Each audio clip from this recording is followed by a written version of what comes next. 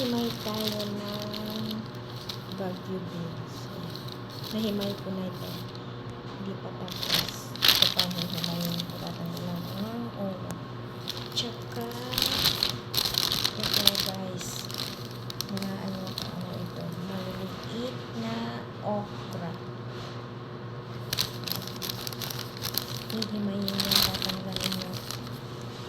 Ganito nyo. Dami ng guys.